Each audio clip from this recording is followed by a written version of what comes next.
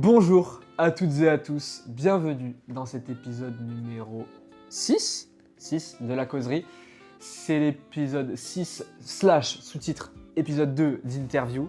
Aujourd'hui, je suis avec un invité spécial, spectaculaire. Je t'invite à te présenter, vas-y. Salut, du coup, moi c'est Louis, Karl. Aujourd'hui, je suis là pour te parler de vélo. Ouais. On va revenir un petit peu sur mon expérience dans ce sport.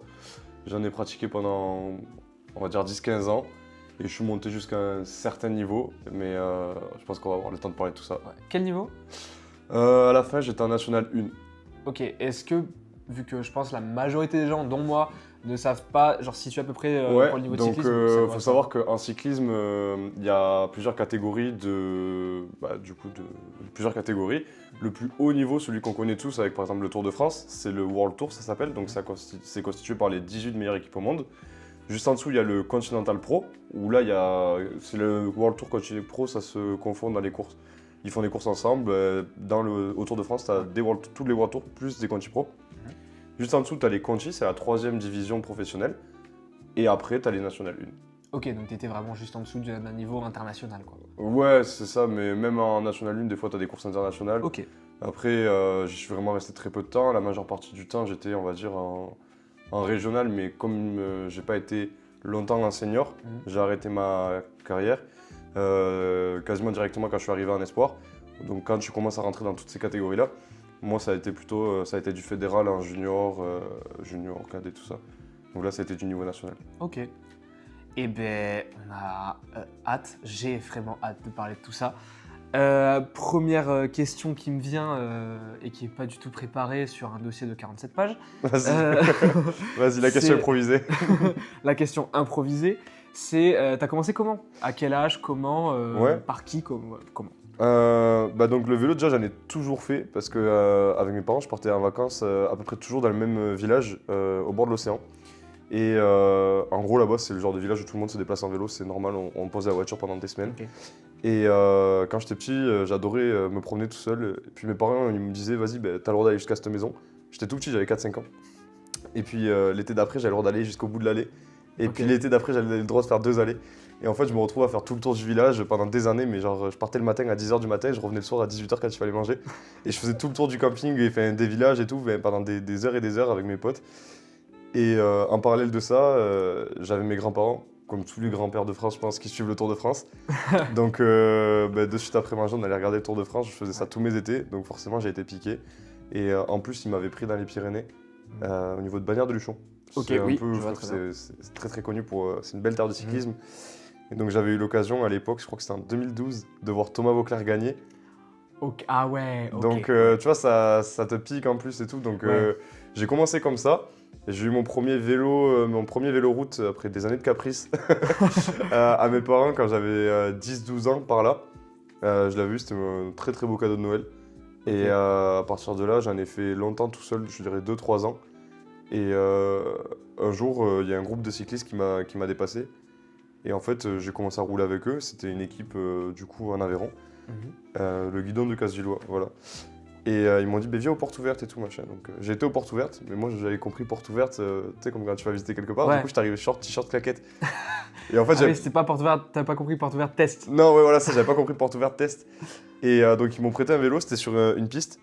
Pas une piste comme on connaît en bois, en intérieur, comme on peut voir à la télé et tout. Non, là c'était une piste goudronnée en extérieur, un peu la piste du village quoi.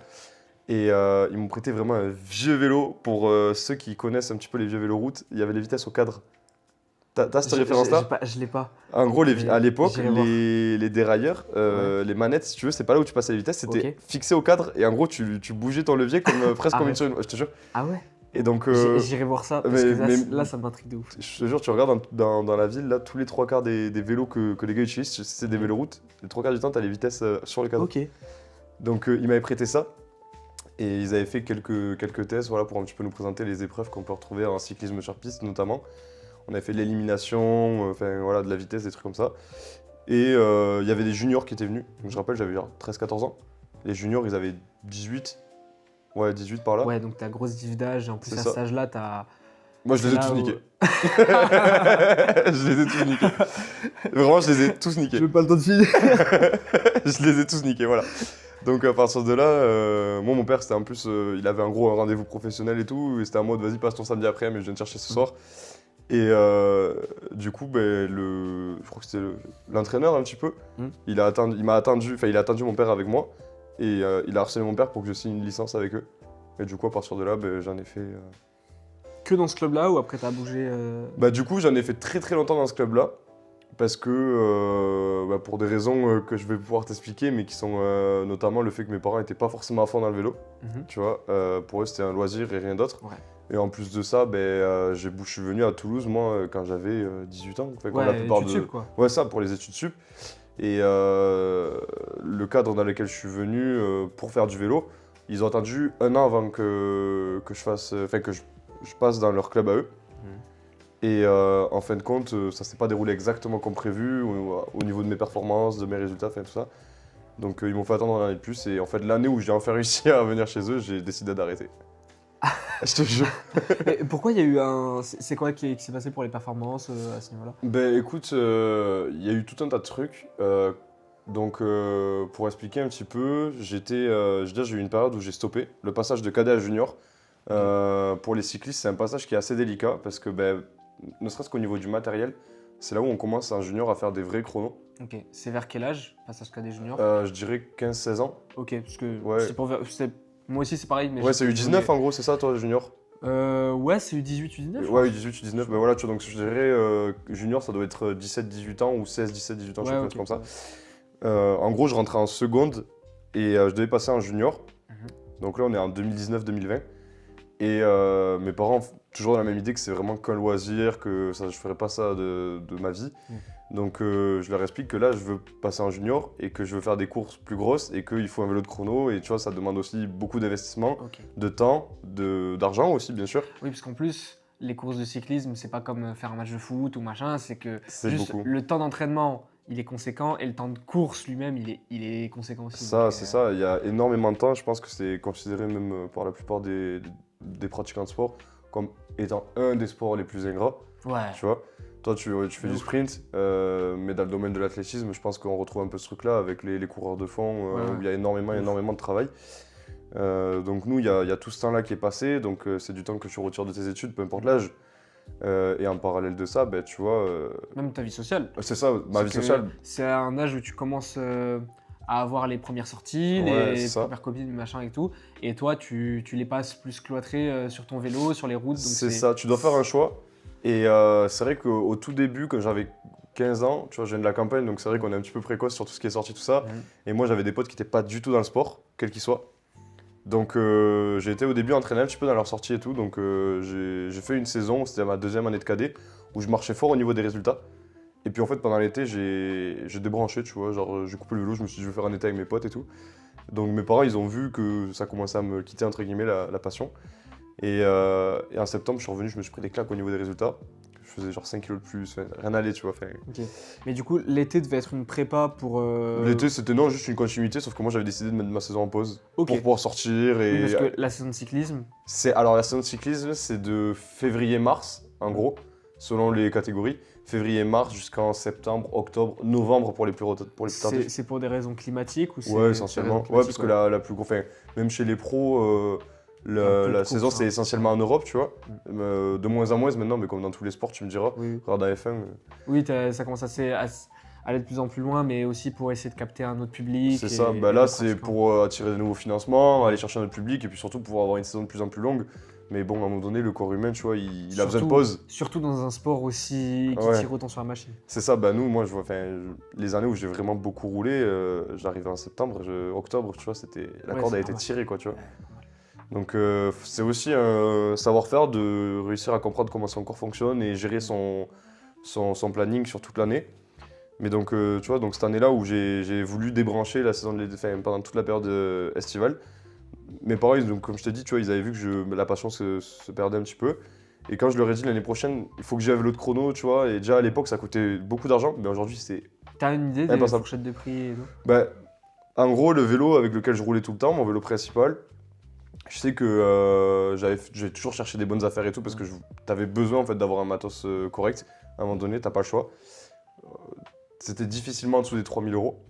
C'est quand même, ça commence déjà à être. Et pourtant, j'ai jamais été le mieux équipé, tu vois. Ouais. J'ai toujours été dans la moyenne, ni le pire, ni le Ouais, mais meilleur. pour un équipement, on va dire normal. Normal, pour voilà, ton niveau, c'était ces eaux-là. pas, c'était pas en dessous. Ouais, c'était. Donc maintenant, c'est plus cher. Ah, je pense que tu peux aller vraiment 2 fois plus cher, minimum. Donc ça va être un minimum 6000. Ouais, je pense. Et en fait, il y a tout un truc, j'ai l'impression que avec l'avènement, tu vois, de stars de plus en plus jeunes, où tu vois des Remco Evenepoel qui ont percé à 19 ans, le premier titre de champion d'Europe, Pogacar qui a gagné son premier tour à 21 ans. Ouais. Ben en fait, Même ça Bernal, quand il gagne son premier tour. Ben, bien sûr, Bernal aussi, ouais, c'est vrai qu'on a tendance à l'oublier parce qu'il lui arrivait des sacrés trucs. Mais t'as ce truc-là où les parents se mettent de plus en plus en tête que leur fils, faut qu'il se prépare tôt pour qu'il soit reconnu tôt. Dans plein de sports, t'as ça avec les projets Mbappé, Ouais, Yamal. Bah là, projet Pogacar. Ou Victor Wembanyama. Dans plein de sports, t'as des têtes d'affiche qui sont de plus en plus jeunes. C'est ça. Et donc, ouais, il y a beaucoup de parents qui mettent la pression aux jeunes ou qui essaient de faire des investissements jeunes. Mais si tu vois que, enfin, je donne mon avis, mais si tu vois que les prix sont aussi chers à déjà 17-18 ans. Ah, mais même plus jeune. Hein. Tu vois, ce que j'allais te dire, c'est que si plus jeune, tu commences à faire des investissements comme ça et que derrière, t'as pas le retour sur investissement, parce que c'est une chance sur, ah ouais, complètement. sur beaucoup. Déjà, financièrement, ça met un coup. Et puis le gamin, moi j'en ai connu des gars, j'ai connu des gars qui étaient monstrueusement forts, mais vraiment monstrueusement forts, qui avaient la chance en plus d'avoir leurs parents qui suivaient. Financièrement, tu vois, c'est une chance en vrai, parce que tout le monde peut pas le faire en vrai. Moi je connais pas beaucoup de parents qui, quand ton gamin a 13-14 ans, tu lui files un vélo à 7000 balles entre les mains, tu vois. Que tu doubles en plus quand il a 18 ans parce qu'il faut acheter un vélo chrono en plus. Mais c'est exactement ce dont on parlait sur le sport auto avec Mathieu la semaine dernière, c'est que à un moment, les coûts de la saison, les coûts des courses, des transports, des déplacements, tout explose. Et ça commence à faire. Hein. Ouais, ça commence à vraiment faire. Et t'arrives à des plafonds énormes, on arrive à des sommes à 6 chiffres et tout. Donc, ouais, vraiment. C'est fou. Tu vois, j'ai essayé de chiffrer un petit peu avec mes potes pour voir mes dernières saisons, surtout celles qui coûtaient le plus cher, parce que c'est celle où tu as le plus de déplacements. Je partais quasiment tous les week-ends. En plus, il y a un renouvellement du matériel. Ouais. Et puis, comme je roulais beaucoup, tu vois, ça, c'est un truc que j'aime bien expliquer aux gens qui connaissent pas du tout le monde du vélo, même pas le monde du sport. Une chaîne de vélo. D'accord ? Ça fait partie des gains marginaux. On en entend parler partout. Et tu as des chaînes qui sont de plus en plus qualitatives. Donc c'est génial, tu peux t'acheter des chaînes qui coûtent super cher, tu prends pas de watts et tout. Mais le problème, c'est qu'une chaîne, ça change à peu près tous les 1500 km. Ah ouais? Et en préparation. Vous en faites. 1500, ça dure 3 semaines, quoi. Bah ouais. Et une chaîne, ça vaut entre 100 et 200 balles. Et après, bon, bien sûr, maintenant, je sais que voilà, j'ai un très très bon ami à moi qui roule encore à haut niveau. Il m'a expliqué que voilà, avec le développement du matos et tout, maintenant, tu arrives à faire un peu plus. Tu peux monter jusqu'à 5000 km. Mais lui, il en fait 25 000 à la saison, tu vois.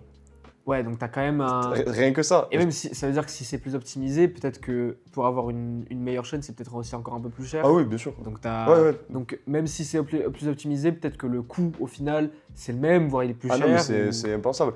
Quand j'ai arrêté, les vélos de rêve, ils étaient à 12-13 000 euros. Maintenant, les vélos de rêve, ils sont à 15-20. Tu vois, rien que ça. Et j'ai arrêté, enfin, je veux dire, j'ai arrêté il y a 2 ans, tu vois. Ouais, c'est qu'il y a une grosse inflation à ce niveau-là. C'est énorme. Mais du coup, c'est quoi qui fait qu'il y ait une inflation pareille? C'est les progrès techniques ou est-ce que c'est juste la pratique qui se démocratise? Je sais pas. J'ai l'impression que c'est un tout. Je pense qu'il y a énormément d'avancées technologiques, un très bon marketing en plus. Faut pas se mentir, à un moment donné, tu vois, t'as des stars. Je veux dire, Pogacar, je crois que c'est le premier cycliste depuis des générations presque où tu peux le classer dans les meilleurs sportifs de l'histoire. Eh ben, toi, tu tapes dans le mille. La semaine dernière. Avec Lorenz, coucou Lorenz parce que je sais que tu vas écouter. On a fait un top 10 des sportifs all-time. Ouais. La seule raison pour laquelle j'ai pas mis Pogacar dedans, c'est qu'il est trop jeune et qu'il a pas fini. Ouais, non mais sinon, il est dedans. Et si tu fais un top 10 des sportifs actuels, il est top 3. Mais, même tu vois l'année, c'était quand les JO, c'était l'année dernière. Ouais. L'année dernière, je comprends pas comment il a pas fini premier. Quand on regarde sa saison, c'est une folie. Genre vraiment, c'est une folie. Et même là, tu vois, au championnat du monde ou au championnat d'Europe, mais le gars, il est sur une autre planète. Il est une pédalo dessus, ça fait. Après voilà, on en parlera plus tard de ça. Oui, c'est très long. Je pense pas être le seul. Après, tu vois, j'espère, comme tout le monde, comme tout amoureux du sport, à un moment donné, si tu kiffes le sport, tu peux pas espérer que le mec se dope. Ouais. Mais vu la différence, t'es obligé d'avoir un... Et le passif du cyclisme, t'es obligé d'avoir un doute. C'est ce qui est dommage. T'as beaucoup parlé du rapport avec tes parents, Ouais. au niveau du financier, au niveau de c'est Ouais. une passion, c'est un loisir. Justement, est-ce qu'il y a eu un accompagnement qui a été genre avec un soutien total, plutôt partiel? Est-ce que c'était plus de la confrontation? Ça a été beaucoup de confrontations, à vrai dire. Du coup, il y a eu une période, je dirais, de mes 13 jusqu'à mes 15 ans, tu vois. J'en ai fait en mode vraiment le loisir. Je faisais partie des gars qui étaient prépubères, tu vois. Et dans tous les sports que je faisais à cette période-là, je me classais très vite parmi les meilleurs. Tu vois, genre j'ai fait alors en Est-ce qu'il y avait une UNSS. avance physique? Ouais, c'est ça, comme en fait, tout simplement. Tu vois, j'ai fait de la natation en UNSS. Ok, Et tu vois, j'étais première saison au championnat de France et j'ai fait deuxième, tu vois. Première saison. bah let's go. Mais c'est juste, en fait, oui, il y a Eh bien, on va l'entraînement. parler de natation maintenant. Non, mais pour te donner un exemple d'idée, la première course de vélo que je fais de ma vie, je n'ai jamais appris la stratégie. Et tu fais de l'athlétisme, tu sais que c'est important. Ouais. Je fais deuxième, mais genre quand je fais vraiment deuxième de la course, quand je descends du vélo, je me fais insulter par mes entraîneurs parce qu'en fait, eux n'avaient pas pensé que je connaissais pas la stratégie. En fait, j'avais fait toute la course, genre Genre, comme juste juste je l'instinct, roulais. quoi. Non mais juste je Juste tu roulais. roulais. Juste je roulais. Genre vraiment Mais juste. attends, est-ce que c'est le même fonctionnement par équipe au niveau du nombre, Non, du nombre de enfin, coureurs pas par quand équipe t'es jeune. ou quand t'es jeune c'est plus libre quand même. Quand t'es jeune, c'est beau. Surtout, tu vois, j'étais un Benjamin. Non, attends, Benjamin ou minime. Je crois que j'étais un minime quand j'ai commencé, ouais, minime. Quand t'es un minime, vas-y, il y a combien de coureurs, vas-y, allez faire la course, amusez-vous, quoi, tu vois. C'est la course aux saucissons C'est qu'on ça. appelait, c'était tu sais, le Ouais. tour du quartier 3 fois. Non, mais en vrai, c'est un peu Oui, ça. oui, mais c'est normal, t'es plus jeune, t'as pas les notions tactiques, etc. Mais il y en avait qui avaient déjà les notions tactiques, tu vois. Et je Ok. m'étais fait baiser comme ça. T'as un gars, il était parti direct parce que voilà, il connaissait un petit peu, il courait depuis 2-3 ans déjà, tu vois. Son père, il était à fond derrière lui et tout, ce qui était génial d'ailleurs. Et moi, juste, je me suis dit, tu sais, comme à la télé, je vais les récupérer plus tard. Sauf que la course, quand t'es en minime, elle fait 20 bornes, 30 bornes, tu Ouais, vois, je sais elle pas. en fait pas 140. Ouais, ça, tu vois, donc non, t'as pas le temps. Ouais. Et j'avais fait deuxième comme ça, et je me souviens en plus que comme mon vélo n'était pas prêt, parce qu'en gros t'as des réglementations au niveau des tailles Ouais. de plateau et tout, Ok. il était chez le mécano, parce que j'en avais pas du tout parlé à mon père, et qu'il avait appris une semaine avant. Mon entraîneur m'avait prêté son vélo, et par rapport à cette taille-là de réglementation, il m'avait bloqué sur le petit plateau. Du coup j'ai fait toute la course sur le petit plateau. Pour ceux qui ont la référence des braquets, j'étais en 36-14 ou 36-15. C'est vraiment genre. Pendant 20 bornes. ouais. Bien. Mais surtout, j'ai fait deuxième, quoi. C'est ce qui était Ouais, drôle. voilà, ça. Non, en vrai, c'était gaulerie. Mais après, ouais, là, comme je t'ai dit, c'était une époque. Merde. Donc, mais jusque-là, jusqu'à mes 15 ans, ça a été vraiment. Bon, vas-y, va t'amuser le week-end. Ouais. Tu fais chier un peu avec ton budget, mais tu vois, on va dire, j'allais aider mes parents l'été pour. Mais aussi, qu'ils- entre guillemets, c'est que tous les parents, enfin, presque tous, normalement tous, veulent que leur enfant ait une activité sportive. Ouais. Non, mais un minimum, tu Ouais, vois. ouais, bien Après, sûr, là, oui. bien sûr, il y a des coûts, etc. Ouais, qui c'est font ça. que voilà. Mais moi, j'ai aussi entraîné en catégorie jeune Ouais. en athlé, et il y a beaucoup d'enfants qui étaient là, pas par envie, mais parce que les parents voulaient qu'ils fassent un sport. Ouais, ok, Donc je je vois. me dis que c'est aussi. Tu te dis que ton gamin il fait du sport à cet âge-là, bon ben c'est cool pour lui. Oui, voilà, c'est voilà, plutôt pourquoi il se dépense. Là-dessus, t'as raison, surtout dans ces catégories-là. Mm. Et donc, il y a eu l'été où donc j'avais 15 ans, ouais, ça devait être par là, 15 ans, j'étais en 2019, c'était Ouais, c'est à peu près ça. par là. Et donc j'ai pris mon été, j'ai kiffé et tout, et à la fin de la saison, j'ai demandé à mes parents de m'accompagner pour acheter un vélo pour la saison d'après, un Junior 1. Oui. Et là, ils m'ont dit, mais tu te fous de notre gueule, genre là Ouais. tu viens de passer ton été excuse-moi, mais à picoler avec tes potes. Genre, tu vois, non mais c'était vraiment ça. Ouais, et du coup tu reviens, tu nous dis que tu veux Je- avoir tel vélo. Ouais, Oui. Et donc du coup, j'ai dit ok, pas de problème, j'arrête le vélo. Genre là vraiment, j'ai mis le vélo à la cave, j'ai plus touché. Et donc j'ai arrêté, je me suis mis dans mes cours, j'ai découvert le droit à ce moment-là. Donc en vrai, j'ai commencé à kiffer, j'étais en première. Et en fait là, en première, on a eu le Covid. Ouais. Donc Ouais, confinement et tout. Bon, soit t'as arrêté, mais. Alors, ce qui s'est passé, c'est que j'ai arrêté en octobre. En mars, on était confinés. Ouais. Donc, pile au moment où la saison de vélo recommençait. Et là, sur tous les réseaux, tu sais, j'avais tous mes potes. Je les voyais tous confinés. Et tu vois, genre, il y avait ce truc-là, ça trottait dans ma tête et tout, tu vois. Parce que j'avais toujours les rêves que j'avais quand j'étais petit, tu vois. Parce que je pense que les rêves qu'on a de champion quand on est petit, c'est ce qui nous pousse le plus loin. De ouf. Et moi, genre, tu vois, j'avais encore ces rêves-là. Et donc, du coup, je me suis dit, mais attends, peut-être que là, genre, c'est juste le signal pour que je reparte, tu vois. Ouais. Et en plus, c'était juste l'année après ou quelques années après, genre un an ou deux, après que Remco ait pété de fou, ouais. Ouais, donc tu te dis, si lui, pourquoi pas moi? Et puis genre mec, il était incroyable, genre le style sur le vélo, tu vois, il avait une élégance ce mec, genre une prestance et tout. Moi je kiffe, Remco, je kiffe. Ah mais moi je suis pro Remco. Ah mais mec, je suis pro Remco. Je suis pro Remco. Il est Ouais. incroyable ce mec, genre. Ouais, tu sais que vraiment, la première fois que je le vois sur le tour, j'étais mais... Tu me parlais pas de Pogacar, de Vingegaard. Les premières années où Pogacar Parlez-moi et de Remco ça se tapait, moi je Ouais. voulais pas entendre parler de Pogacar. Derrière Pogacar, je pense que tu sais, on a tous un peu, tu vois, c'est comme CR7 Messi, tu Ouais. sais pas trop pourquoi, mais t'en as un des deux que tu préfères Ouais. ou que t'aimes moins. Mais genre moi je sais pas pourquoi Pogacar, tu vois, il est arrivé, il a tout pété comme Remco l'a fait, mais c'est Remco. Ouais, mais est-ce que c'est pas plus pour l'instant Pogacar-Vingegaard où t'as cette... Moi c'est parce qu'en fait. Power, c'est qu'une rivalité tour. Ouais, c'est vraiment pour Ouais. moi, vraiment, c'est la Et rivalité encore, ouais. existante pour les non-suiveurs un peu, tu vois. Ouais. Enfin, pour ceux qui suivent pas toute la saison. Ouais. Parce que Remco, il y a une insolence dans la facilité quand. Même il est plus polyvalent. Ah oui, complètement. Il est plus Ouais. performant en général. Puis même en termes de palmarès, ça parle plus aux gens, le mec il a tous Ouais. les titres. Enfin, il lui manque que Oui, le c'est titre de champion d'Europe. En fait, c'est le je seul qui arrive à faire du Pogacar, quoi. crois. Ouais, c'est À ça. être performant sur tout type de course. Et quand tu etc. connais son histoire, c'est incroyable. Ouais, le mec, il était en centre de formation en Belgique, en plus. Anderlecht, si je dis pas de bêtises. Ouais, il a été- ouais, y a moyen. Il a été, je crois, capitaine, ou alors en tout cas, il a joué dans l'équipe nationale de Belgique en U17. Il a arrêté le vélo à cause d'une blessure, ou en tout cas, il a dû en faire un parallèle. Il a fait sa saison de junior 2. Mm. Le mec il a chopé tous les titres. Il a fait 27 courses, il en a gagné Mais 25. c'est un crack. Tu vois, C'est genre, un crack. sportivement, le mec est un crack. Le gars, déjà, être en centre de formation Ouais. en Belgique, parce qu'en Belgique, ces dernières années, en foot, Ouais. c'est surtout. Bah, la cette formation, génération-là, énorme. c'est. Ouais. Être dans un club comme Anderlecht, c'est énorme. Et derrière, passer cyclisme et tout péter au niveau jeune, puis au niveau pro, c'est un truc de ouf. Mais je pense que par contre, sa saison junior, honnêtement, si tu regardes le palmarès et la manière, c'est une des meilleures saisons sportives all times. Genre ça. Ok. Toi, bah, du coup, tu connais un peu l'histoire de la F1 ? Oui, quand même. Je pense que ça se tape avec la saison où McLaren a raflé genre toutes les courses, tu sais, les années Prost, Senna. Voilà. Je pense que ça se compare à ce genre de performance. Tu vois, genre le mec vraiment 25 courses sur 27 et genre par exemple, comment il a gagné les championnats d'Europe, la course en ligne en junior du coup.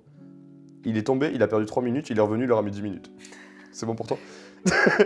Et puis c'est une course junior, c'est-à-dire, encore une fois, ça fait pas 250 Ouais, bornes, tu c'est vois. qu'il a pas Ça fait, je crois, 130 bornes, un truc comme ça. Il a pas non plus le temps, tu vois. Ouais, c'est ça. Ouais. Il a mis 10 minutes au deuxième. Putain.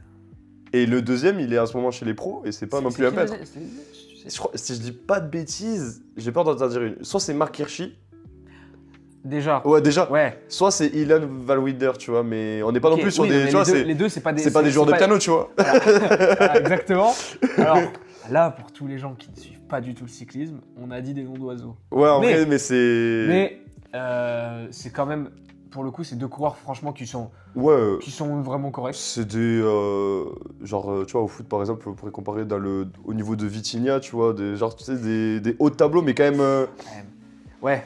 Un peu Van en dessous. Wilder, mec, il fait parler de lui violent. Hein. Attends, il a Ouais, été loin au championnat du monde Ouais, et vu que Vitina était 3ème au Ballon d'Or là, maintenant. tout. Ouais, c'est vrai que, Il oui, passe dans un attends, truc. ouais, j'avoue. Mais genre un McTominay, tu vois, un mec qui est dans ces eaux-là, il est nommé au Ballon Ouais. d'Or, mais il est pas dans le top. Ouais, c'est Voilà. ça. Non, C'est mais dans ces eaux-là. violent quand même, tu vois. Mais ouais, c'est ça. Et. Non, Et, mais du coup. et Remco, c'est Dembélé. Ouais, Remco, c'est. Ouais, Dans ces eaux-là. non, mais là, franchement, Remco, c'était Dembélé. Et après, c'est très compliqué parce que tu sais. Oui, c'est trop. T'as tellement c'est plus de juste pour coureurs. donner, c'est juste pour donner un ordre Ouais, d'idée, bien tu vois, sûr. mais. Non, Mais, vraiment, c'est violent. Et bah, du coup, quand tu vois ce mec-là performer, tu le vois sur tous les réseaux, t'es inondé, le mec, il a que 19 ans. Et en fait, tu te réveilles, toi, t'as 16 ans, et tu te dis, mais attends, déjà, premièrement, c'est pas encore perdu. Ouais. Et ensuite, si je veux y aller, c'est maintenant, tu vois. Parce que la génération d'avant, David Gaudu, par exemple, qui est très connu en France, il est passé pro, je crois, à 24 ou 25 ans. Et on a commencé à espérer de lui à 26 ans. Ouais. Tu vois ce que je veux te dire? Mais même, je trouve que c'est un sport aussi où la jeunesse ne te fait pas forcément. Enfin, peut te faire gagner beaucoup de titres, avoir une carrière immense, Ouais. mais ne te fait pas forcément plus gagner que Non, c'est ça. arriver à 27, 28 et. Bah, c'est simple, j'ai l'impression qu'il y a deux schémas et on le voit encore de plus en plus aujourd'hui. Soit tu arrives à 20 ans ou même avant maintenant et tu perds jusqu'à tes 27, 28 Ouais. et après c'est le downfall mais C'est de le fou. schéma du Colombien. C'est Le ça. schéma du Sud-Américain. Ouais, aussi. vraiment. Soit tu arrives et tu commences à 20 ans, 21 ans, tu fais parler de toi à 23, 24 et là tu as une carrière longue, tu accumules les titres mais tu vois sur 10 ans quoi. Ouais. Mais par exemple, tu vois même il y a quelques années, il y a eu Peter Sagan qui était moi de base mon idole.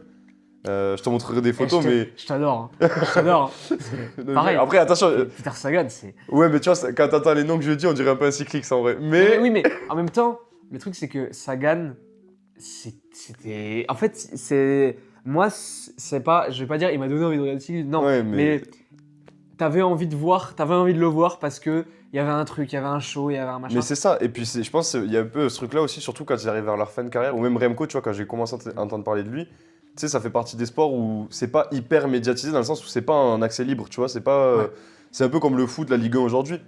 T'es obligé d'avoir des abonnements à la con pour pouvoir suivre. Ouais. Ou la F1. Donc, tu sais, t'as envie de te dire, mais putain, moi aussi, je veux les voir en œuvre. Mm. Et Sagan, il avait ce truc-là, donc j'avais envie de voir des courses. Remco, ça a été pareil, j'ai eu envie d'aller voir les courses, j'ai été chercher les courses, tu vois. Ok. Et c'était hyper intéressant. Et Sagan, en plus, je sais que voilà, moi, mentalement, j'avais une espèce de liaison, mais que dans ma tête à moi, tu vois. C'est que, en gros, on me comparait un peu à lui, parce que sur le vélo, j'avais à peu près la même carrure, Ok. on faisait la même taille, le même poids, et j'avais les cheveux longs. Et on était le même type de coureur. Attention, je me permettrai jamais de me comparer à Oui, Sagan. mais sur le style. Voilà, tu vois, sur la l'approche.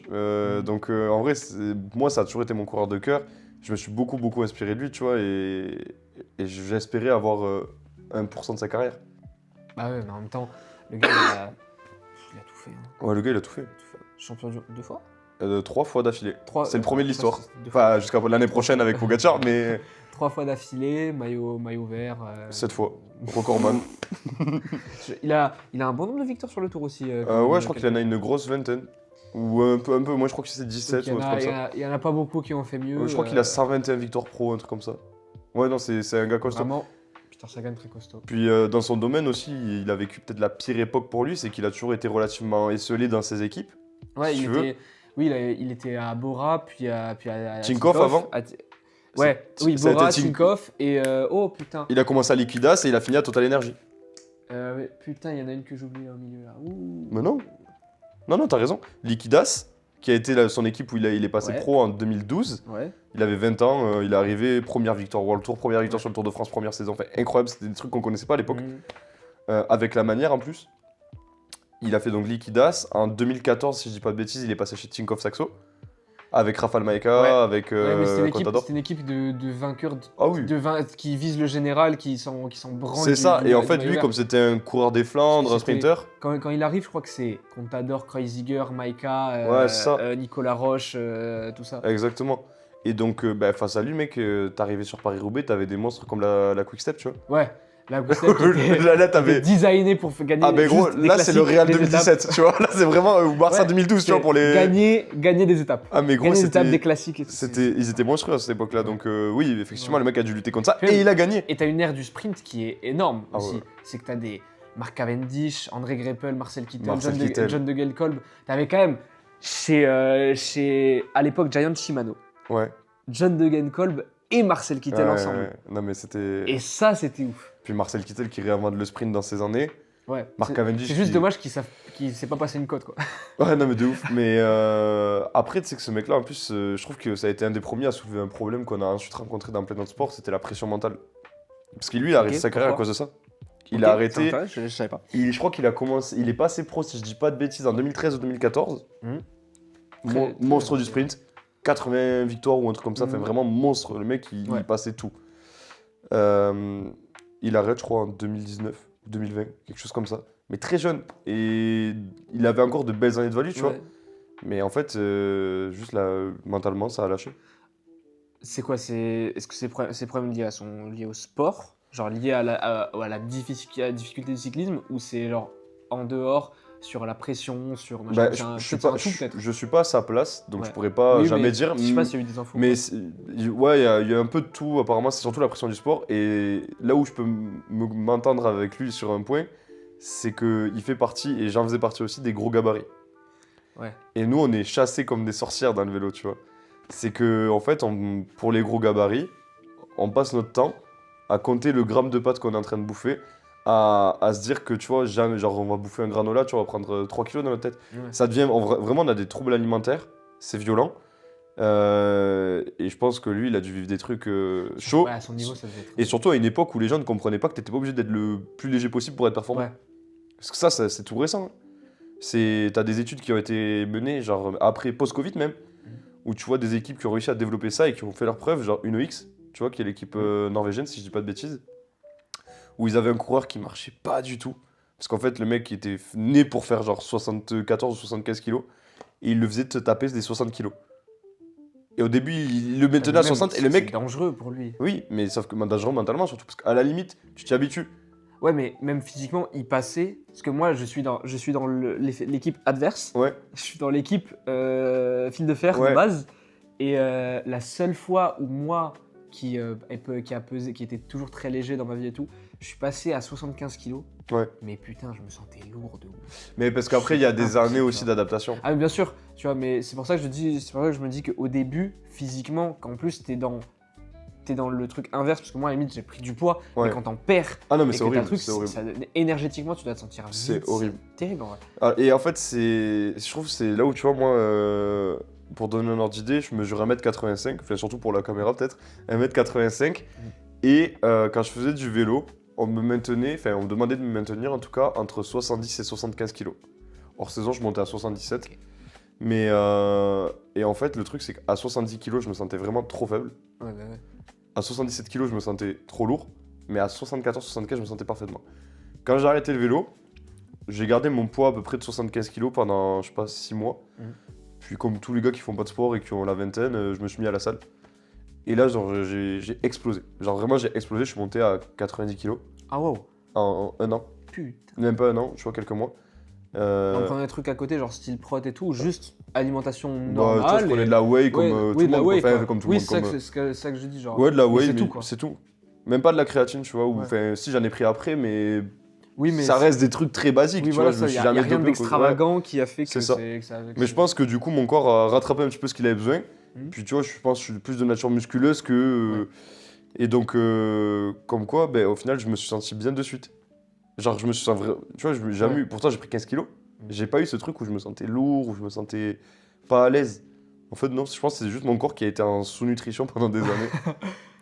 Et bah, du coup, pour essayer de. Je vais revenir, tu sais, en termes de chronologie. Ouais, ouais, parce que là, En ouais, divague. ça fait 20 minutes. Je t'ai prévenu, je t'ai Attends. prévenu. Voilà, on a une demi-heure.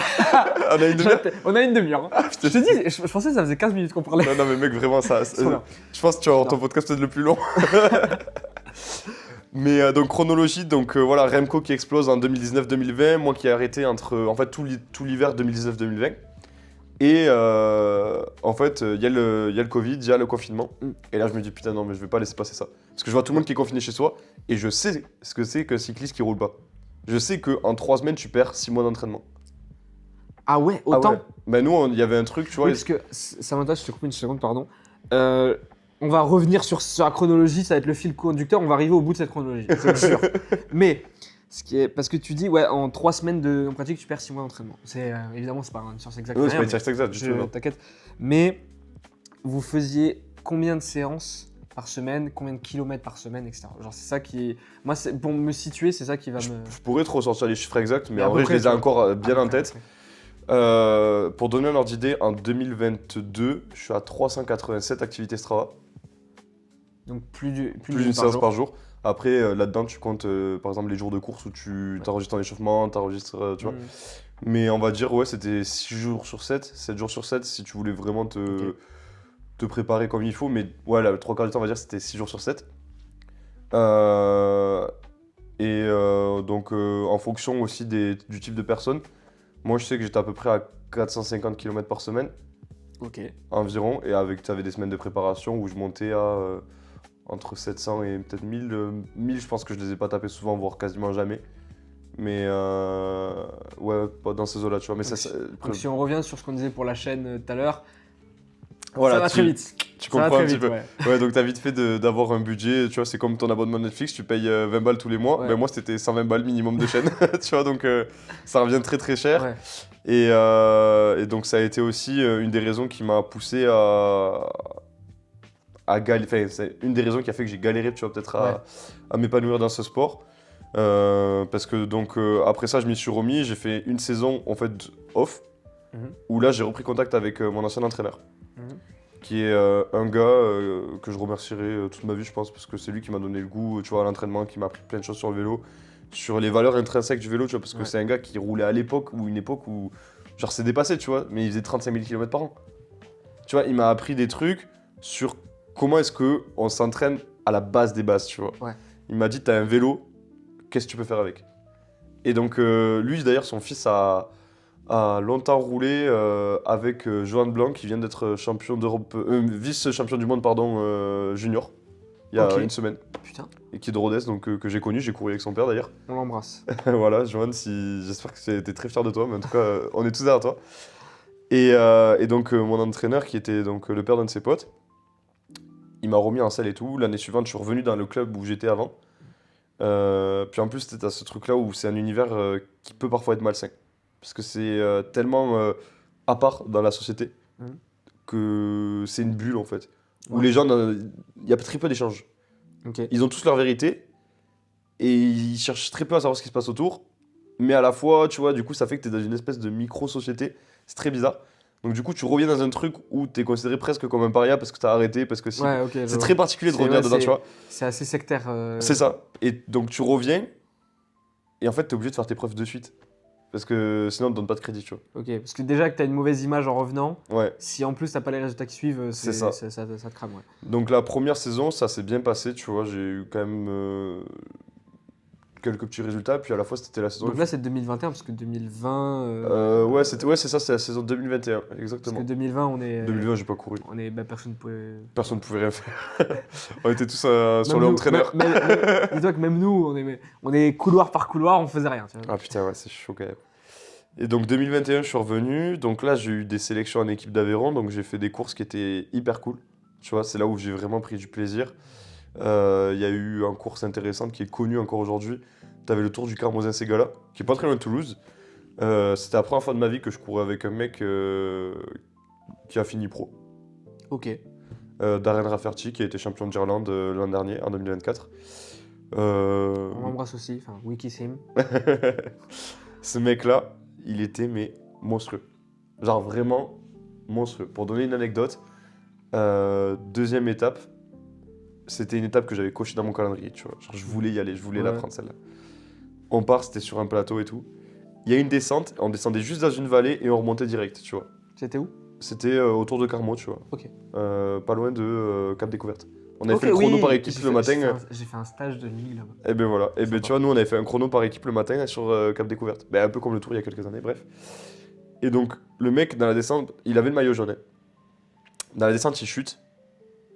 Nous on continue, tu vois, enfin, personne n'attend personne. On continue. Et moi, tu vois, je m'accroche dans la montée parce que de toute façon, c'est toujours ce que j'ai pu faire dans les montées, je m'accrochais. Et là, je te jure que je vois un scooter passer à côté de moi. Mais quand je te dis un scooter, c'est vraiment genre, j'étais comme ça, tu vois, focus sur mon truc. En plus, j'étais dans les Alors que le 20 mec est premiers, tombé. tu vois. Et là, je vois. Ah, d'accord. Aussi simple que ça. Et là, j'ai compris, tu vois, qu'on n'était pas tous faits de la même fibre. Ouais. Et là, et le mec a gagné le général ce jour-là. Mais lui, son profil, c'était quand même plus... À l'époque, c'était tout. Ah, lui, c'était tout. De toute façon, Quand je dis profil, c'est aussi au niveau morphologique, il était... équilibré, je te dirais. Ok. Genre. Ouais, il était pas non plus super fin. Non, mais après, il était. Ah, mais tu veux dire par rapport à un homme normal ou par rapport à un cycliste? Non, mais c'est une vraie question, tu vois. Non, mais tu sais, t'as un profil un peu de... Si c'est un pur grimpeur, et on va le voir un peu plus... Ouais, non, il était pas plus tout svelte et fin, tout. tu vois, mais pour un mec, si on regarde dans la société normale, oui, il est fin. Oui, Mais pour un cycliste, non, c'était un mec passe-partout, quoi, tu vois. ok. Il avait un peu une physionomie à la. Je saurais pas de dire de nom exact, tu vois, mais ouais, vraiment, c'est le passe-partout parfait, quoi, tu vois. Ok. Il était pas trop grand, pas trop petit et tout. Et mais par contre, il l'a envoyé. Je crois qu'il avait déjà 7 titres de champion d'Irlande quand il était chez nous. Ah ouais. En cyclocross, sur Ok. route, en Ah oui, chrono. d'accord. En plus, c'est partout. Ouais, c'était vraiment violent là. Donc il gagne pas l'étape, mais il gagne le général. Je l'ai recroisé parce que j'avais fait une course par étape. C'était le Tour du Cos Égual où là c'était l'équipe de Corrèze qui avait fait appel à moi pour que je vienne courir avec eux. Et donc là, nous on a gagné le général cette fois-ci avec Julien Alizé-Lozac, si je dis pas de bêtises. C'est un coureur qui. En individuel? Lui, il a gagné le général du coup En de son individuel. côté et nous on était du coup l'équipe qui l'avons Ok. accompagné. Mais du coup, est-ce qu'il a aussi un classement général? Est-ce que tu as un classement Ouais, général? bah alors ça c'est des courses de fédéral, donc Ok. fédéral junior. Donc là t'es en équipe, soit t'as des grosses équipes juniors qui ont des Ouais. financements et qui peuvent y aller et tout, soit t'es en équipe départementale par exemple des fois. Ok. Donc là c'est assez cool. Et donc là je me suis épanoui de fou. Vraiment j'ai bien kiffé ma saison et tout. Et ça s'est fini sur une grosse chute. Pour toi? Ouais, pour moi. Aïe. Donc c'était dans les premiers week-ends de septembre, c'était le dernier week-end avant que je rentre à la fac. Ok. J'avais passé mon samedi en Vendée, où je faisais un contre-la-montre par équipe pour la Coupe de France, j'étais en équipe d'Occitanie. À l'époque, j'étais avec que des cracks, tu vois.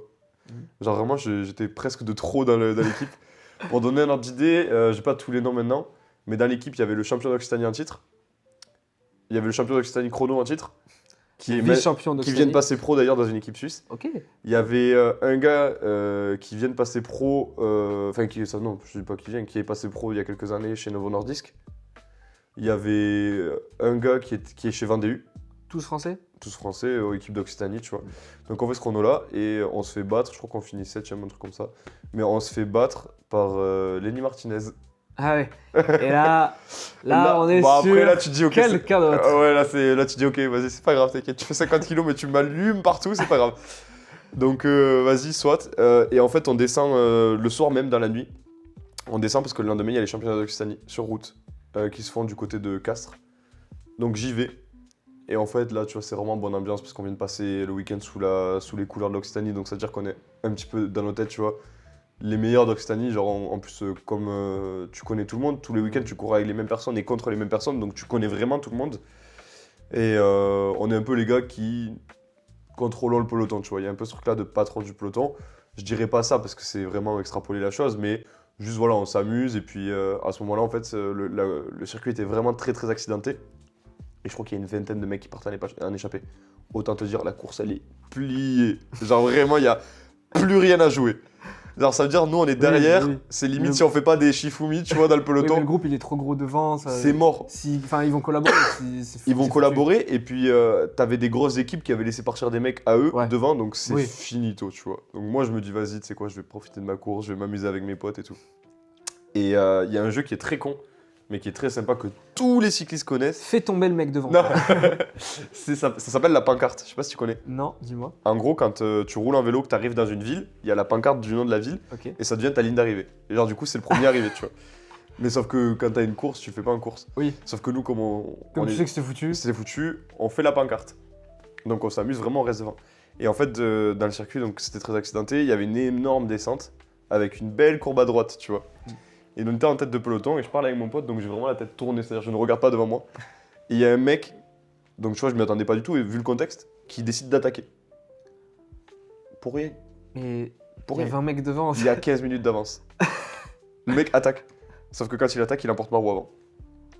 Oh merde. Donc je me suis pris, tu vois, je me suis complètement brûlé le corps à 85 km/h. Oui, en plus, parce que on n'est pas sur de la protection. Non. Tu vois, là, t'as ton casque. En visu, j'ai la veste de moto de ton pote. On est très loin de ça. Ouais. Toi, t'as ton maillot, quoi. Ouais, j'ai mon maillot et je pense qu'il est à peu près aussi épais que ton maillot d'athlétisme, tu vois. Ouais, ton cuissard et ton casque. Et c'est tout. Quoi. Et donc, je tombe, je me réveille. Et premier réflexe, je pense que n'importe quel cycliste a ça, c'est il est où mon vélo, faut que je reparte. Putain, ah ouais, t'as même pas, genre c'est même pas en mode qu'est-ce que j'ai, c'est vraiment... Non, c'est vraiment, il est où mon vélo, faut que je reparte. Et là où j'ai compris que ça n'allait pas, c'est quand il y a une meuf qui m'a dit reste allongé, ça fait 20 minutes qu'ils sont partis.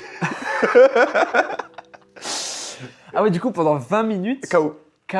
Putain. Et c'est quoi le bilan médical de... Bilan médical, contusion au poumon, brûlure au second degré sur toute la partie droite du corps. Ah ouais, ça se voit, t'as... Ouais, tu vois. Une sale gueule. Ouais, non.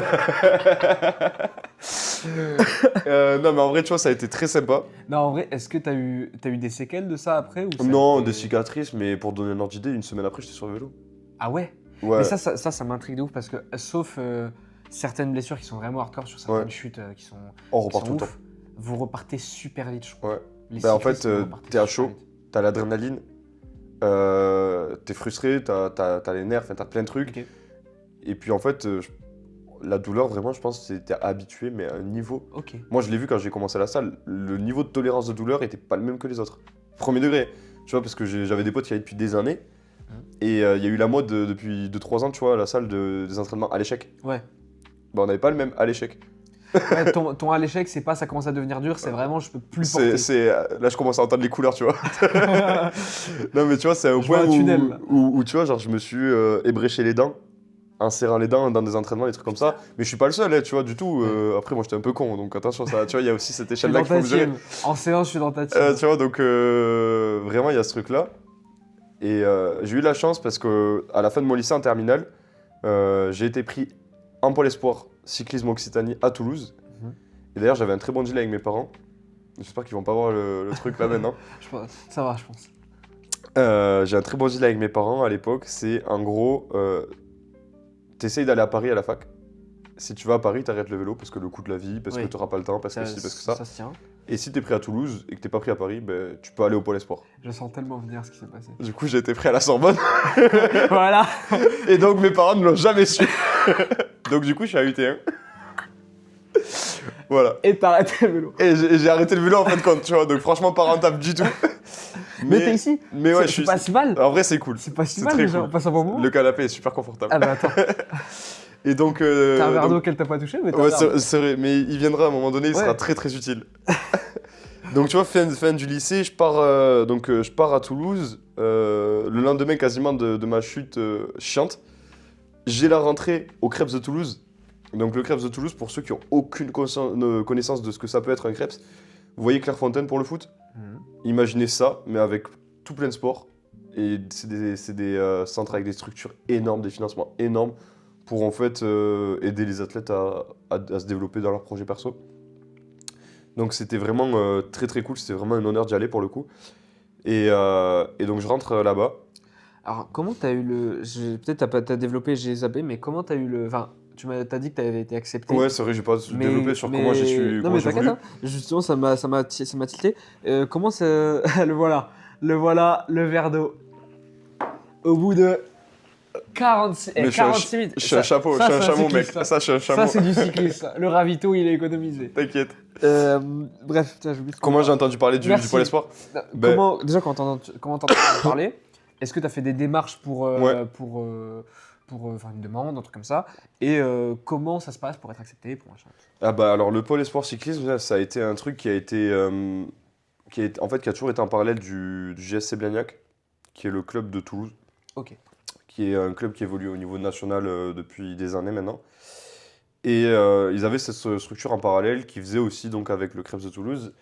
Et j'en entends parler, je crois que c'était de bouche à oreille et tout. Et en fait, fallait candidater.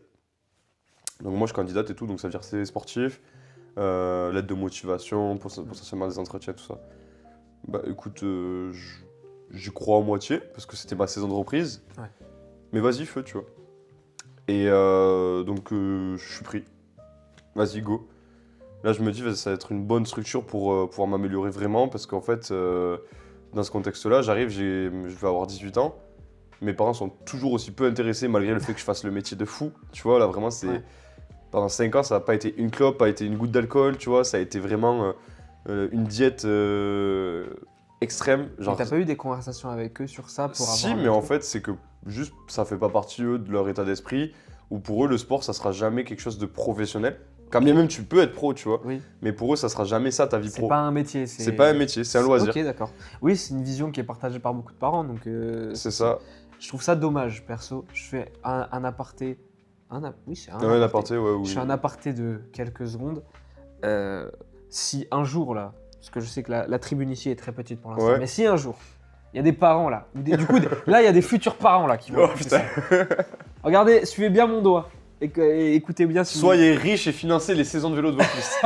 Voilà. c'est- déjà, mais surtout, écoutez vos enfants s'ils ont une ambition. Ouais. Si vous avez un enfant un jour ou des petits frères, s'il y en a qui ont des petits frères, petites sœurs et tout, Ah mais ouais, gros, Qui, les petits frères, c'est... qui ont cet âge-là, 12, 13, 14, et qui vous, quand vous parlez d'un sport qui les passionne, putain, encouragez-les s'ils veulent pratiquer. Alors après, s'il y a des conditions qui font que, au niveau du financement et tout le monde peut pas faire du cyclisme, tout le monde peut pas faire du sport auto, mais je parle dans la majorité des sports, on va dire, putain, faut essayer d'encourager. Ah ouais, non mais de ouf. Sans mettre une pression de résultat ou quoi, pas du tout, mais Bah ne serait-ce que quand tu vois ton gosse qui rentre dans l'entraînement, lui demander comment ça s'est passé. c'est ça. C'est la première étape. Et après, t'as cet accompagnement où genre, l'emmener vers la compétition s'il a envie, évidemment, Ouais. et voir s'il y a quelque chose qui s'en dégage, même si c'est pas forcément tout de suite des résultats.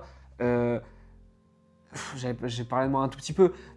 Moi, j'ai fait, ça fait ça fait plus de 10 ans que je fais de l'athlé. Ok, ouais. J'ai commencé à avoir des bons résultats. Vraiment des bons résultats l'an dernier. Ouais, bah et ouais, des ouais. résultats corrects il y a 2-3 ans, tu vois. Donc, ça prend son temps parfois, Ouais, c'est mais ça. aussi, il faut.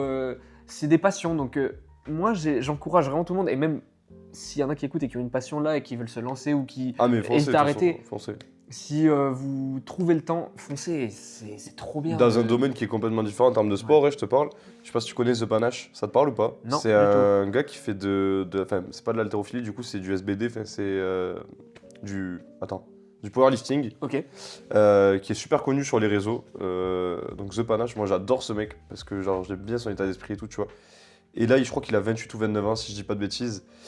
Et le mec, il a été 3 fois champion du monde, un truc comme ça, fait monstrueux. Mais il a fait genre 10 ans de pratique seul quasiment dans son garage avant.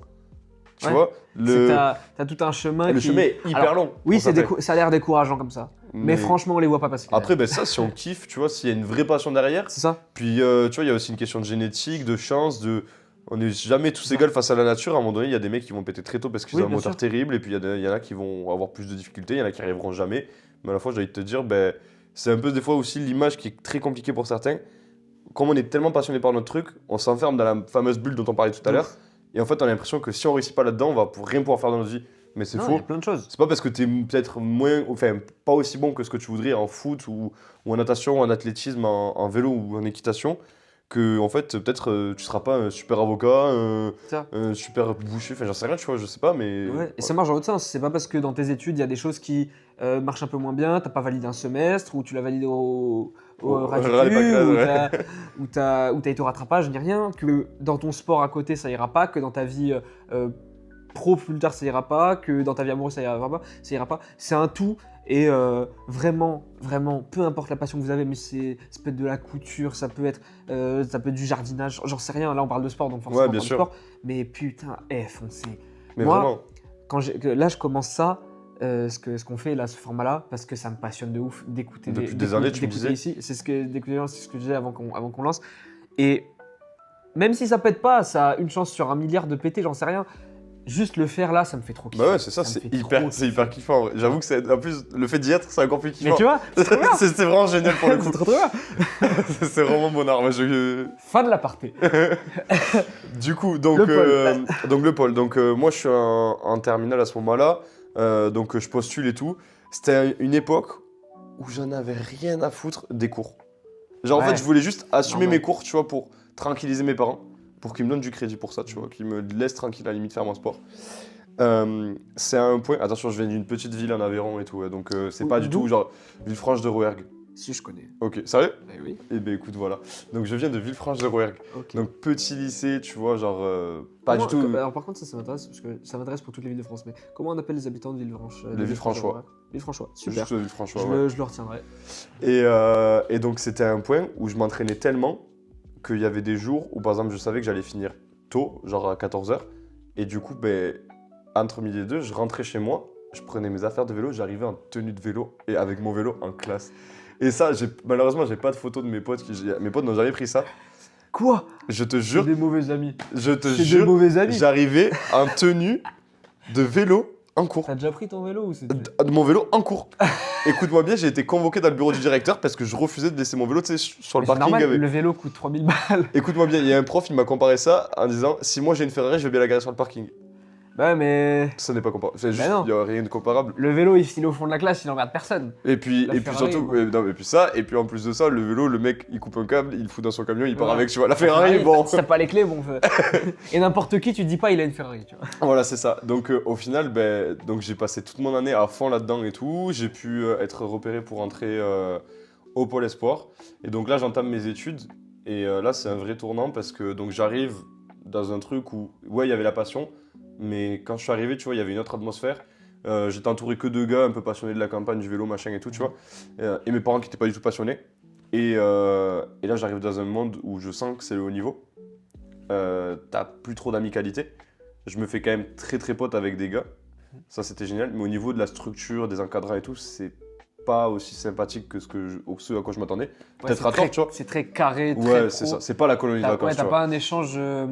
t'as pas du tout un échange... t'as pas un relationnel Non. qui passe bien, c'est... Ça passe, mais... Oui, mais ça passe dans un cadre vraiment sportif C'est ça. et ça s'arrête là. Et puis je vais te dire un truc, tu vois, et ça c'est une réalité, et je pense que ça tu vas kiffer parce que c'est du piquant. Mais à un moment donné, moi mes parents, comme je t'ai dit, mon père, voilà, il a un métier, il a une profession libérale, il est dans toute autre chose. Pour lui, c'est un monde de petits, tu vois. Genre, c'est vraiment un monde de petits. C'est-à-dire que les mecs, ils les considéraient très peu. Enfin, genre, en mode, c'était, vous faites, votre métier, c'est quoi? C'est encadrer des jeunes faire du vélo? De quoi vous me parlez, tu vois? Et en plus, tu me prends de haut. Non, mais en gros, c'était ça un peu. Et j'ai remarqué, et j'ai aucune certitude de ce que ce que j'apporte, pardon. Mais comme mes parents n'étaient pas à graisser la pâte un peu plus, j'étais beaucoup moins considéré. Tu vois. Et ça, c'est une vraie réalité. Et tu vois, genre, j'arrivais à un point où j'avais besoin de plus en plus de financement. Et puis eux, en face, ils en ont rien à foutre. Ils sont pas en train de considérer si tu arrives à payer ton matos ou quoi. C'est faut que tu aies ça, point. Tu vois. Donc du coup, j'ai commencé à taffer en parallèle. J'étais le seul, tu vois, à taffer en parallèle. Je taffais dans un supermarché. Mais j'avais juste pas le choix, tu vois, parce que le matos, ça coûte cher. Du coup, t'avais les études, le vélo, le taf, les déplacements, tout. Et alors les études, j'avais, oui, donc ça c'est intéressant aussi. Il y a beaucoup de facs qui le proposent si jamais vous avez la chance d'être pris dans une structure qui est importante, que vous faites du sport à un certain niveau. Par exemple à Toulouse, la fac propose le statut SHN. Ouais. Je sais pas si toi ça a été ton cas. Oui, je l'ai, ouais. Ok, et bien donc la première année de droit, enfin pour notre cas, tu peux la faire en 2 ans. Alors, ouais, moi c'était pas à ce niveau-là. C'était le stade juste en dessous. Ok. C'est le SB. Ah oui, sportif de mon niveau national. Ouais, SBNN, ouais. Ben moi ils hésitaient entre les deux, sauf que comme j'étais dans une structure, du coup j'avais pas le fait. J'avais la chance de pouvoir faire ça. Chose que je regrette après coup, mais sur le moment j'étais bien content de juste pouvoir faire oui, ce que je voulais. Ce que j'allais te demander, c'est que déjà au lycée, du coup, t'as dû sécher des cours et tout comme ça pour avoir les entraînements. Ouais, ben déjà en fait, comme en seconde, j'allais quasiment pas en cours ou très peu, et je faisais juste du vélo. Ça fait que j'ai pu être accepté que en STMG. Ok. Et en STMG, c'était relativement plus light. Et puis, genre, tu vois, j'avais assez de capacité pour me permettre de, tu vois. Et du coup, à la fac, là où t'es beaucoup plus libre et tout. Voilà, c'était fini. Voilà. C'était fini, gros. Et le fait d'avoir l'année en 2 ans, bon voilà. Ouais, du coup, en fait, ça a enchaîné que j'ai dû redoubler mon année. Parce que j'avais aidé que le premier semestre. Et j'ai dû repasser une L1 en plus, donc 3 L1. Et ça, encore aujourd'hui, ça me suit, tu vois. Mes potes, notamment, du coup, que tu connais très bien, Paul, me vannent encore là-dessus. Genre vraiment, c'est une rêve. Parce que là, t'en es où du coup? Je suis en L3. Ok. T'imagines, je suis censé être en Master 2. Ah ouais. Genre là, moi, tu vois, donc, bon. Relou, surtout quand tu sais que j'ai arrêté, quoi. Ouais, bah. c'est à la chute, à chaque fois, tu sais, que tu me dis. Il y a eu ça, puis il y a eu ça, puis ça. Et après, je me dis, mais il a arrêté quand même, le con. Tu vois, genre. Non, mais après, je me suis dit. Je veux juste, en fait, tu vois, le pire truc qui pourrait m'arriver dans ma vie all time, je pense, c'est devenir le vieux con qui raconte ses gloires passées, tu vois. Ouais. Genre ça, j'en ai trop connu, des mecs qui te racontaient que si et si et si. Et puis, en fait, avec des si, tu refais le monde, avec des si, tu gagnes le Tour de France, avec des si, du bois aussi. C'est ça. Non, mais ouais, aussi. Faut pas l'oublier, celle-là. Et donc, j'avais vraiment pas envie de ça. Et donc, je me suis dit, j'y vais à fond. Je vais peut-être me viander mes complets. Ouais. Mais au pire, j'aurai jamais de regrets. Et tu vois, résultat, j'ai eu ma période comme tout le monde, je pense comme tous ceux qui ont arrêté un sport. La petite mort. La petite mort, c'est ça.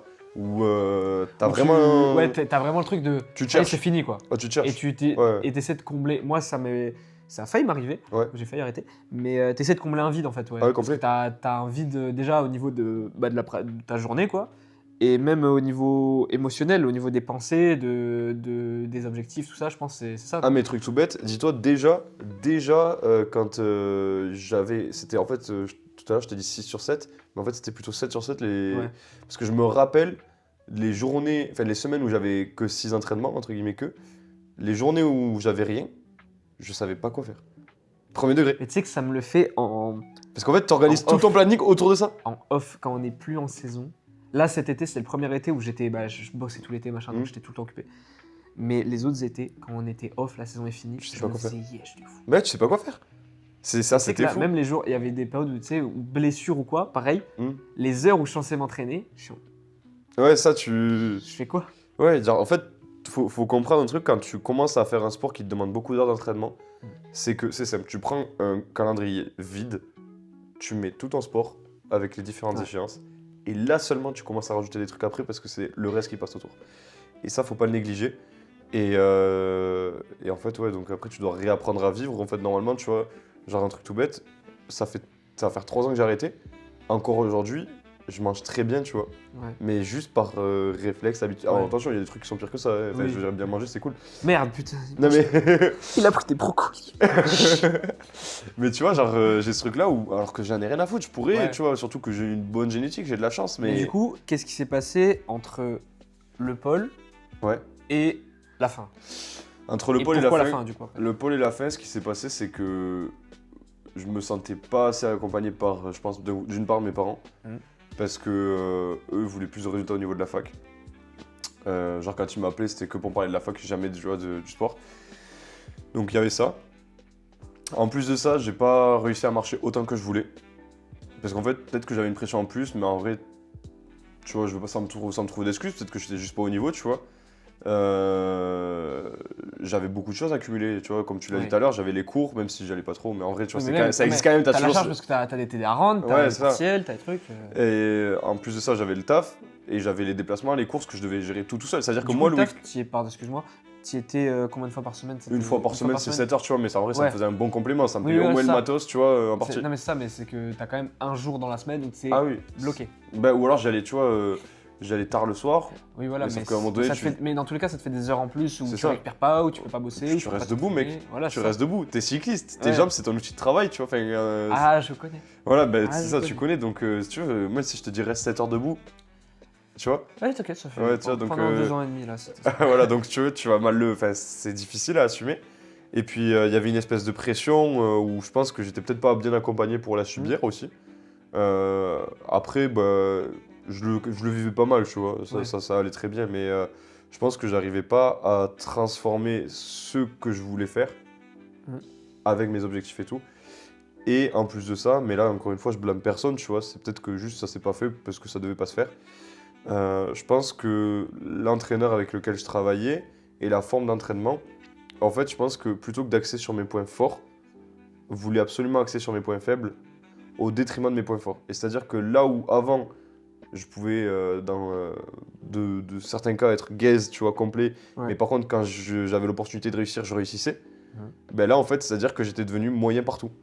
Ouais, t'étais plus équilibré, mais tes points forts étaient moins Ben, c'est-à-dire forts, que quoi. vraiment, tu vois, genre, c'est pas du tout de la stigmatisation, mais vraiment, j'étais reconnu comme étant le gros du groupe. Je faisais 74 kilos pour 1m85. Je resitue quand même, tu vois. C'est un monde à part. Tu vois, donc vraiment, j'étais le gros du groupe. Et en fait, j'avais un rendez-vous par semaine avec le diététicien ou toutes les 2 semaines. Toutes les 2 semaines, j'avais la prise de masse grasse avec une infirmière. On faisait attention à mon alimentation. Genre, quand j'arrivais, on me pinçait, tu vois, le ventre pour voir où est-ce que j'en étais. On me faisait faire que des exercices pour m'améliorer en montagne. Parce que du coup, je crois que je l'ai pas précisé. Mais donc, moi, j'étais sprinter. Je pense que ça. Enfin, Ouais. perso, j'ai Ouais, non, mais- vite capté. Tu vois, j'étais sprinter et en vrai, j'avais même, tu vois, sur les bonnes journées, j'avais même quelques capacités de puncher. Je suis arrivé à suivre même dans des petites bosses.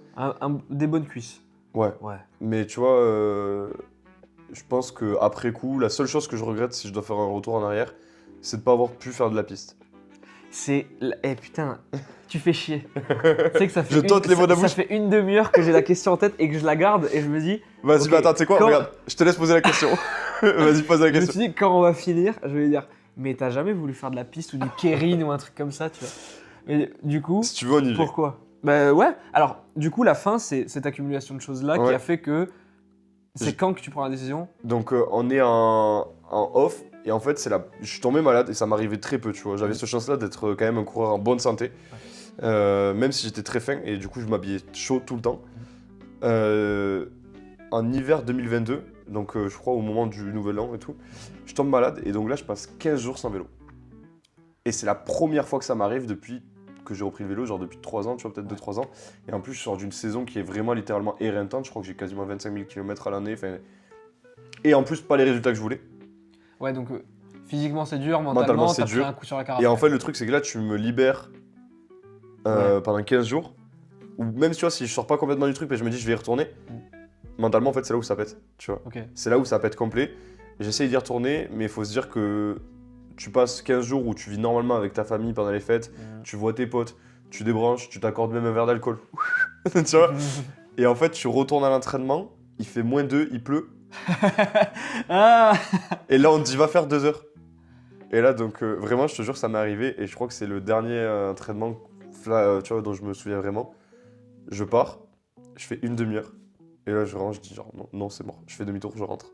Et là, genre, et t'as plus touché. Si j'ai retouché une Oui. fois, 2 fois, tu vois, mes manières, ça a été quelques semaines après avec des potes, c'était une super... Ouais. Et en fait, je crois que ça a été une des plus belles sorties parce que genre, j'étais vraiment qu'avec les gars que j'adorais à ce moment-là au C'était un vélo. plaisir, quoi. Mais en fait, c'était une sortie d'endurance fondamentale, tu vois. Ouais. Une sortie longue, on a fait 90 bornes. Tu vois, c'était une petite sortie longue du début de saison, 3 heures tranquille. Mais en fait, c'était que des gars que je kiffais de fou sur le vélo. Sortie plaisir, des beaux paysages. En hiver, mais il faisait chaud. Enfin, tu vois, il faisait beau. Ok. Hyper agréable. Et ça, genre, officiellement, c'est toujours ma dernière sortie, tu vois. Ok. Donc, tu vois, ça, j'en garderai toujours un très très bon souvenir. Maintenant, tu vois, je pense que le fait que j'ai peut-être pas la meilleure mentalité pour le vélo, tu vois, peut-être que ça faisait aussi que j'étais pas le plus accompagné. Dans quel sens? Bah, dans le sens où, tu vois, je suis quelqu'un qui est très solaire, tu vois. Je le pense, on me le dit. J'ai pas de mal à discuter avec les gens. Bah oui. Je vais avoir des facilités à échanger avec les gens, tu vois. Et, là où avant, on pouvait presque me le reprocher parce qu'il y avait une forme de discrétion dans le vélo qu'il fallait avoir. Pourquoi? Je sais pas, il y a ce truc-là où, tu sais, on a cette espèce d'humilité où parle pas trop, c'est tes actes qui parlent pour toi, tu vois.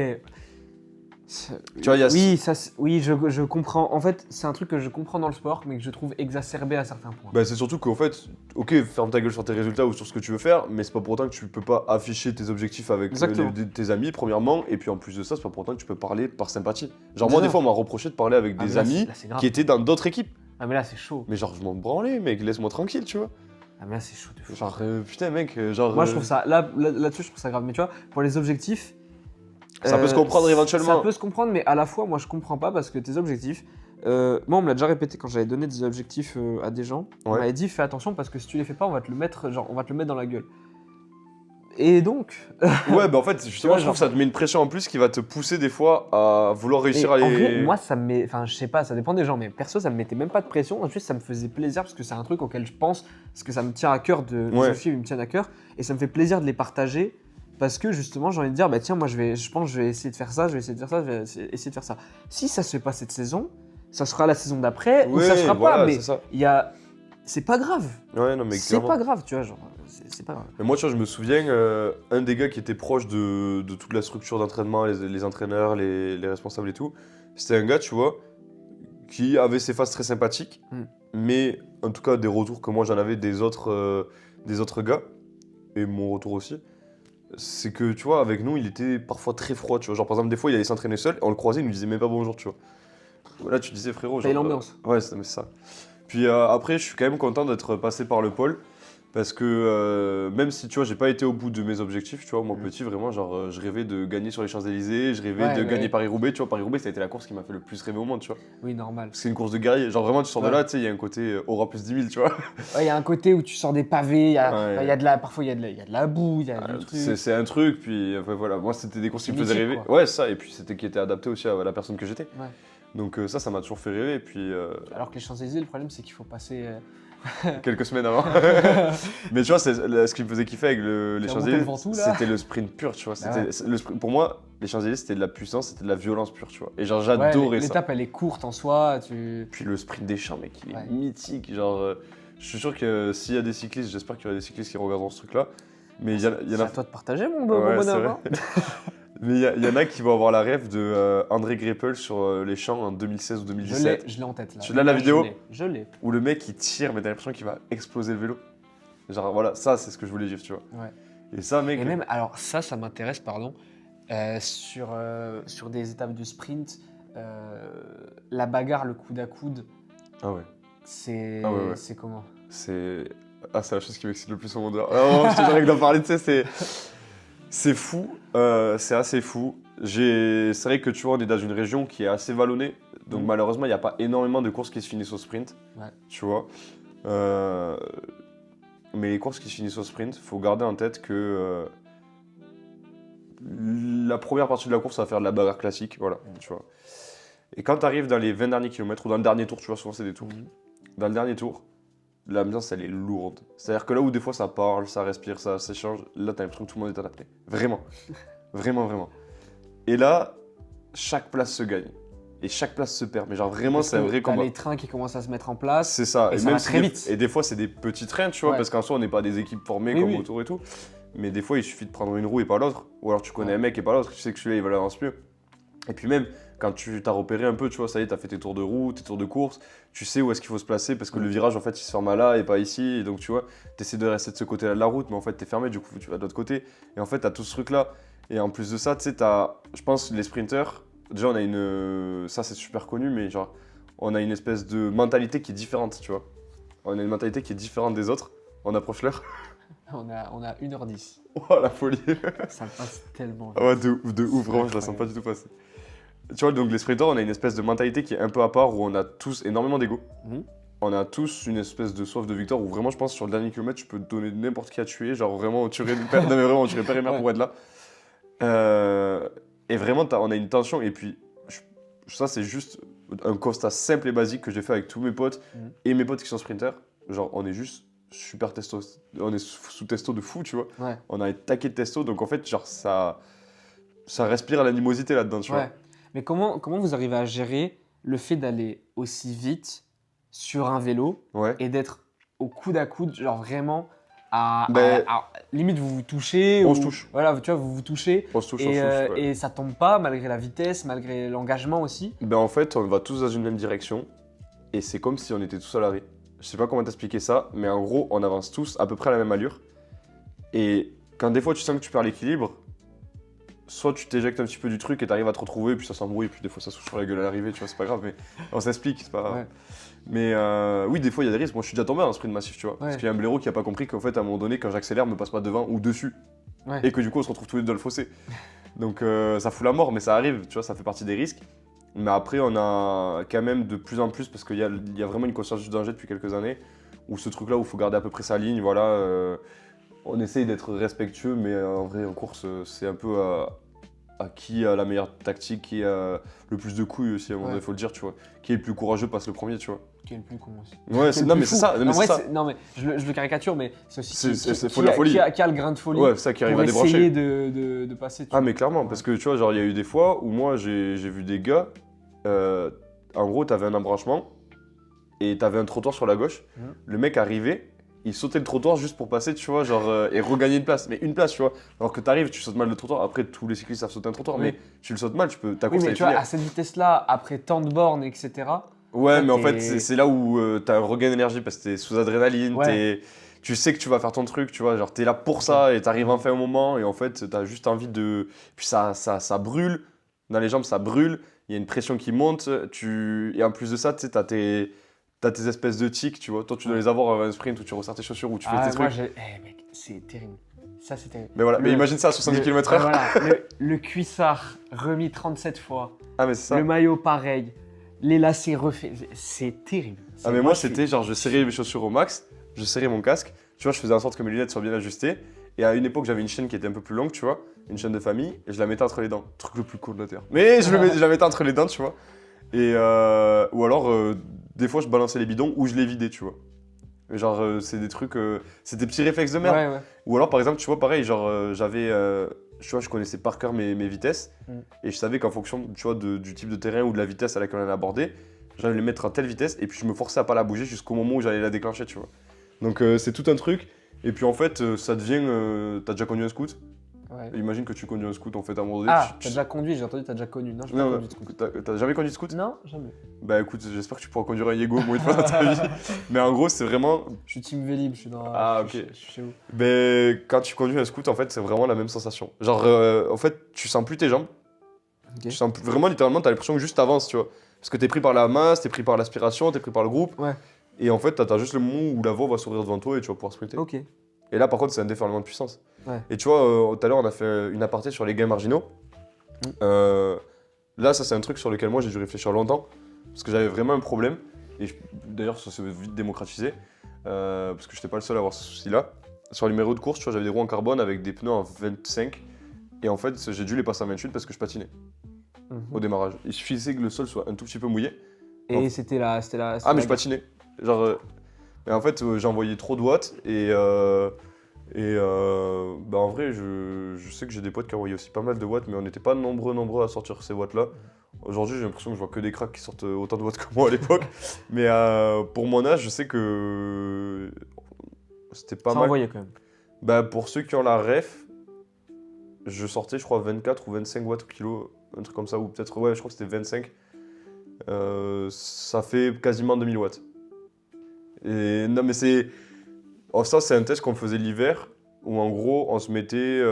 On était en salle de muscu, tu vois, on faisait des squats ben, comme tu dois en faire, des prépas hivernales. Et après, on avait un vélo, tu vois. Et en fait, on s'est chauffé, et après, on faisait un départ. Et en fait, c'était le watt sur 1 seconde, le watt max. Ok. Et donc, ça, on le faisait tous les hivers, et du coup, ça nous permettait d'avoir le truc. Et puis en plus, on avait les capteurs de puissance à toutes les séances, tout ça. Et en moyenne, tu vois, je tournais autour des 1600, 1500, 1600 watts sur un sprint, sur 1 seconde. Et ça rendait des données à peu près comme, tu vois, les pros le sortaient en fait en sprint. Mais après, j'avais bien sûr, d'autres problèmes derrière, tu vois, pour être au même niveau qu'eux. Genre la VO2 max, tu vois, c'est là où j'avais des grosses lacunes. Il y a plein de paramètres. C'est ça. Mais voilà, en tout cas, sur 1 seconde, je pouvais tenir. En 2 minutes, Ouais. même si c'est très compliqué pour nous. Ouais, bien sûr. En 2 minutes, parce que c'est un segment que je me vois obligé d'aborder Ouais, si on parle de cyclisme, et si on parle d'athlète un jour, je le ferai aussi. ouais, Le dopage. ouais. Moi, j'ai 2-3 questions. Si Vas-y, La première, je vais répondre à tout ça. La première, c'est est-ce que toi, tu as été dopé? Non. Voilà, donc déjà, Non. le truc. Non, et franchement, si je suis ici aujourd'hui et que par le passé je me suis dopé, c'est que j'ai vraiment foiré un truc. Mais non, mais ça m'est étonné parce que je sais que c'est un milieu qui est gangréné Ouais, par les ouais, bien scandales, sûr. etc., surtout avec Armstrong et tout ça. Bon, Ouais, bref. ça, c'est ça. Et du coup, c'est ce qu'on disait pour Pogacar il y a longtemps, Ouais, t'as le doute. t'as Mais toujours le doute. aussi, du coup, je sais qu'il y a des gens que je connais qui disent que tous ceux qui font du cyclisme sont chargés à mort, machin. Et du coup, quand tu arrives à un niveau qui est le tien, qui est quand même pas mal, je pense qu'il y en a qui se disent, bah eux aussi. Je pense Mais pas, est-ce perso. que du coup, dans certaines structures sportives, tu en as vu certains, ou tu connais certains qui sont chargés, je sais pas de la chasse aux sorcières, Ouais, tu bien vois, sûr, bien sûr. je suis pas de l'agence antidopage, hein, et ou est-ce que tu as eu des gens, des contacts, ça peut être des entraîneurs, ça peut être Ouais, je sais pas, des kinés, j'en sais rien, qui m'ont proposé qui ou ont qui m'ont proposé initié. ou qui t'ont dit à un moment, bon, il va falloir. Ouais, alors pour prendre tes questions dans l'ordre, premièrement, genre, on a eu des suspicions à des moments de gars, mais c'était très dû entre nous, tu vois. C'était vraiment, ah, mais lui c'est sur il charge, ou tu vois, même en amateur, des fois t'en as, et franchement, tu te dis, putain, mais le mec se charge, il est comme ça, tu vois. Genre, il y avait pas ce truc-là. Après, il y avait des doutes, mais comme tu connais en droit la présomption d'innocence, Ouais. donc. Pas vu, pas pris. C'est ça, et puis nous-mêmes, on n'avait jamais vu de nos propres yeux un mec se charger, donc moi je sais que de mes potes, en tout cas des gars que j'ai fréquentés, enfin amicalement je parle, et que je fréquente encore, il n'y en a pas. Maintenant derrière, est-ce qu'il y en a sur qui j'ai eu des doutes? Oui.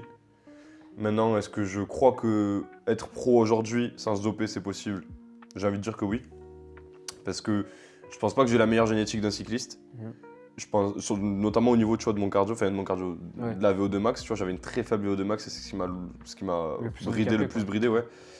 Et je me dis, un gars qui a une VO2 max supérieure, qui a une musculature peut-être supérieure ou en tout cas plus adaptée, une morphologie plus adaptée, enfin tu vois, c'est un tout bien sûr à chaque Oui, fois. il y a des facteurs génétiques qui font que C'est ça. peut-être que quelqu'un, et déjà au niveau auquel t'es arrivé, c'est énorme, mais peut-être que quelqu'un qui a Enfin, non, je sais une pas, mais- génétique, ouais. si quand même, quelqu'un qui a une génétique plus favorable, C'est tu ça. te dis que avec le même entraînement ou encore plus, il Mais peut- c'est exactement il peut ça, gagner, tu vois. Et de la même manière, quand je me suis recyclé, que je suis retourné vers la muscu, tu vois, il y avait des gars, ça faisait des années qu'ils allaient à la salle, ils restaient toujours très secs, et ils m'ont vu sur 6 mois, parce que j'allais à la salle à Compense, tu vois, et ils me demandaient si je me chargeais, tu vois. Et c'est légitime. Oui, mais parce que J'ai Oui, une c'est génétique normal. qui est plus. Enfin, tu vois, Ouais, là où j'ai pas eu la chance d'avoir une génétique favorable au vélo, en muscu là, la muscu, voilà, Là, on y tu va. vois, voilà, on y est. Non, mais donc c'est con. fallait être haltérophile. C'est ça. Non, Papa, maman, ils auraient été contents. ça coûte moins cher. T'as besoin d'une barre et des poids. Merde.